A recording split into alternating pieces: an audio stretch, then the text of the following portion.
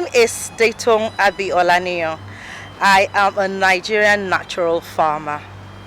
What do? I grow vegetables, herbs, spices, staples, beans. I also have a livestock field, and I have chicken, I have goats, I have cow. I don't milk yet, and I'm a proud member of AWARFA Nigeria. What are we in AWARFA Nigeria? We are women business owners that seeks to do better than we were doing before. I would say that 95% of my harvest from the farm is produced. So I process dried vegetables, dried fruits, dried herbs. I do spices, turn rice into rice flour. There's nothing that we do not grow, and there's nothing that we do not add value to. Who are my customers?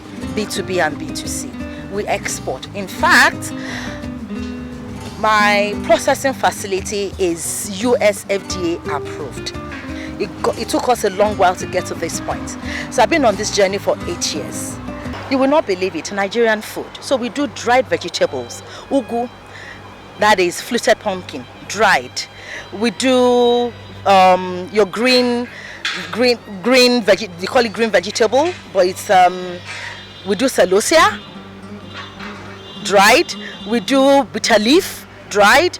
We do water leaf, as concentrated with water as it is, dried. So we do typical Nigerian food. But for people that have health issues, that have had battle with cancer, diabetes, or they have specific dietary requirements, there's nothing we don't produce. We also have what you call our Fodder sauce mix. So Fodder is a local sauce that has gone international.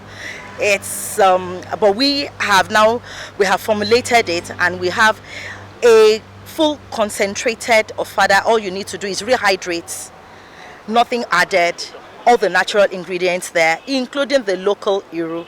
And I can tell you that agribusiness is not a journey of 2 years, 1 year.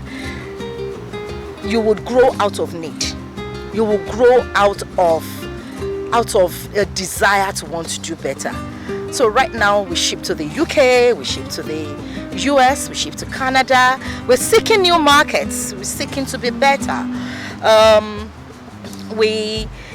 Because of our niche market, and our niche market now seems to be it seems to be even to be bigger than the regular conventional market. So we do not grow with synthetic inputs.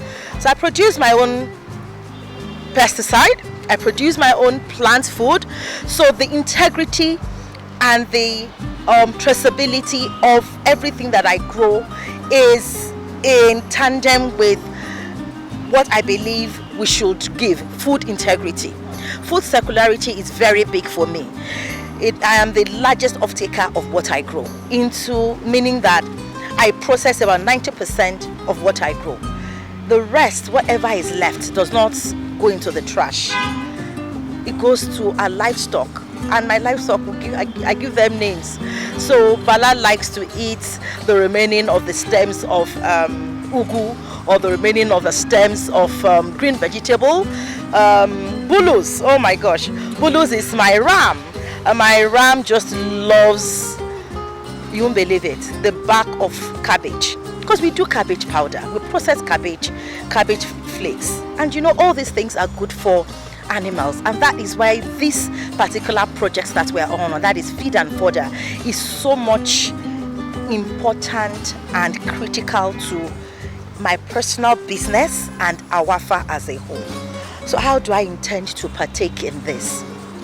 We will diversify and begin to grow fodder.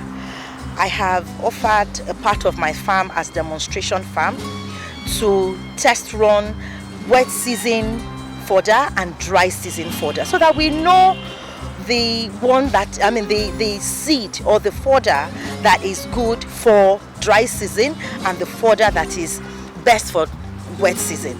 Of course, we are also going to we will increase our production over time But already I have the business plan right in my head, and I've written it down, by the way. And that is, we will produce 4 times more than we're producing in the dry season, so that we can have silage and have fodder in our store, for at least primarily for my livestock. In addition, I asked a question earlier on, and that is, so these are livestock. For them to give us high yield of either meat or good quality meat and good quality high yield in dairy, what do we need? It's not just only fodder or feed. We need concentrate. And I asked, so I don't do anything with synthetic inputs or unnaturally processed. How can women process or produce their own concentrate? And the gentleman told me, we have mukuna, soya bean, groundnut bean cake, soya bean cake, or alfalfa. And I said, no, I believe those are right, but we are looking at ways not to compete with human.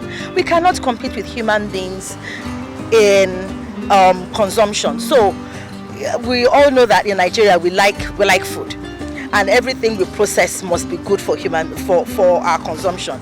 So when we process from groundnut, for instance, we process our groundnut oil, and then we process what you call kuli kuli.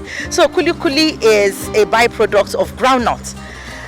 Now, if you process bean cake out of groundnut, it means that you would not process it the way that would give you the peanut bar, which is kuli kuli. So what do? We would rather grow it as mukuna, that would give us at least 30% in raw protein, and that is the concentrate required. What are we saying?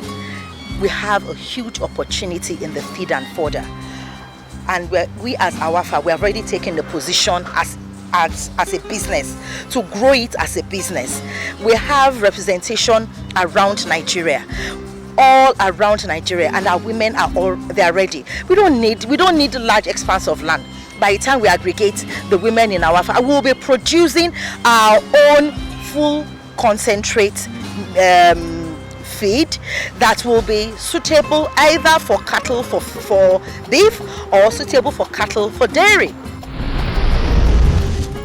For the MSP, we have discovered a gap within the sector.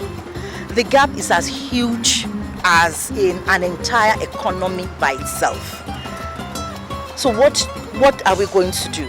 It's a multi-stakeholder approach, but we're praying that it will be more of a business multi-stakeholder. It won't be, yes, the policy is required. We need the policy to enable us to know what to do. We need government support to guide us and fund.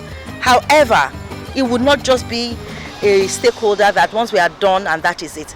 There must be a pilot. It must be business-like. There must be.